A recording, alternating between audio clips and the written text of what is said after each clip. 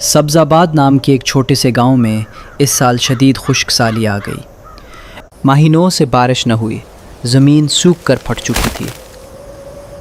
ہر گھر میں یہی فکر تھی، اس سال کھائیں گے کیا اور اگلے سال بوئیں گے کیا۔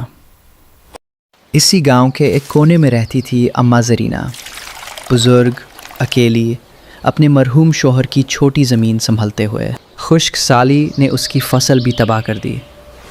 اب اس کے پاس صرف ایک مٹھی بیج بچے تھے۔ اماں نے دعا کی، یا اللہ، یہی میرا آخری سہارا ہے، تو ہی حفاظت کرنے والا ہے۔ گاؤں کے دوسرے کونے میں کسان رحمت کی حالات اس سے بھی بری تھی۔ اس کی پوری زمین برباد ہو چکی تھی اور گھر میں 2 چھوٹے بچے بھوکے تھے۔ رحمت نے فیصلہ کیا وہ گاؤں کے ہر گھر جا کر مدد مانگے گا۔ سب سے پہلے وہ خوشحال کسان کریم کے گھر گیا۔ رحمت نے گزارش کی، کریم بھائی، کچھ بیج یا آرام کا انتظام ہو جائے، میرے بچے بھوکے ہیں۔ کریم نے سیدھا انکار کر دیا۔ ہمارے پاس بھی اس سال کم ہے رحمت، معذرت چاہتا ہوں۔ رحمت اداس ہو کر اگلے گھر گیا، پھر اگلے، ہر جگہ سے یہی جواب ملا۔ سلیم نے طنز کیا، شاید تمہاری محنت میں ہی کمی تھی، اس لیے یہ حال ہوا۔ دن ڈھالنے لگا اور رحمت کے قدم تھک چکے تھے، کوئی امید باقی نہ تھی۔ تبھی اسے یاد آیا، گاؤں کے کنارے رہتی تھی ایک بزرگ بیوہ اماں زرینہ۔ رحمت جانتا تھا اماں خود بھی غریب ہے، مگر دل میں ایک دھمی سی امید تھی۔ شرمندہ ہوتے ہوئے رحمت اماں کے دروازے پر پہنچا۔ رحمت نے کہا، اماں جی، معذرت چاہتا ہوں آپ کو تکلیف دینے کے لیے۔ پورے گاؤں نے انکار کر دیا، شاید آپ کچھ مدد کر سکیں۔ اماں نے رحمت کی آنکھوں میں بکھری ہوئی امید دیکھی۔ اماں نے کہا، جب پوری دنیا نے در بند کر دیا، تم میرے دروازے پر آئے ہو۔ اماں رات بھر سوچتی رہی، اس کے پاس بس ایک ہی مٹھی بیج۔ اماں نے کہا، یا اللہ، اگر میں یہ دے دوں تو میری زمین خالی رہ جائے گی۔ صبح ہوتے ہی اماں نے اپنا فیصلہ کر لیا۔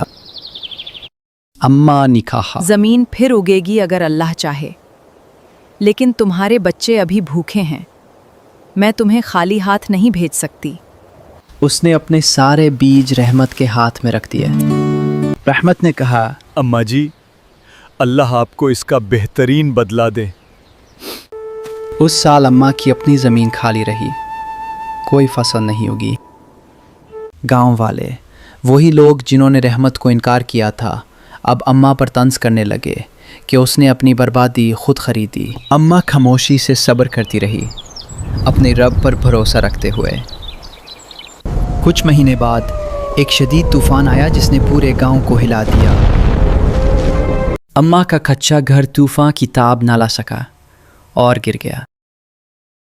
دوسری طرف رحمت کی زمین اماں کے دیے ہوئے بیجوں سے اب لہلہا رہی تھی۔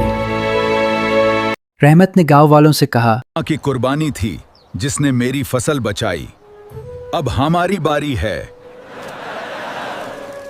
یہ بات سنتے ہی سلیم کو اپنے الفاظ یاد آ گئے جو اس نے کبھی رحمت سے کہے تھے۔ میں نے طنز کیا تھا اور ایک بزرگ عورت نے وہ کر دکھایا جو ہم سب مل کر نہ کر سکے۔ شرمندگی سے بھرا سلیم صاحب سے آگے آیا اور اماں کا گھر بنانے کی ذمہ داری خود اٹھائی۔ اماں جی، اس بار مدد مانگنے نہیں، مدد کرنے آیا ہوں، مجھے معاف کر دیں۔ سلیم کی اگوائی میں پورا گاؤں جمع ہوا اور سب نے مل کر اماں کا گھر دوبارہ پہلے سے مضبوط بنا دیا۔